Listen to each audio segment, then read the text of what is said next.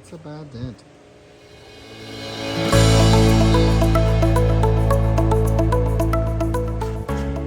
Hi everybody, behind me I have a 2023 Cadillac XT6. This is a really nasty dent for PDR. It's going through this body line, it's buckled on the bottom, it's buckled on the top, it has a pretty sharp crease in here.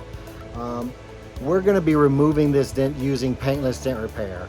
This is borderline for us here, and there's a chance it's not 100% perfect. They've opted for paintless dent repair to preserve this value of the vehicle by preserving the factory paint job. Let's go ahead and just jump into it and see how it comes out. We are working in process, and so far I'm really happy with how the progress is coming.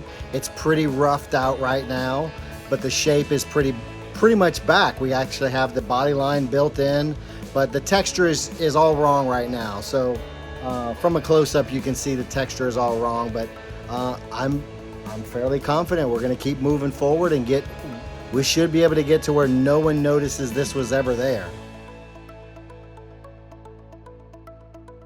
Well, we're actually really happy how the dent came out on this Cadillac. This was done completely using paintless dent repair, so there was no repainting involved. Everything stayed completely original.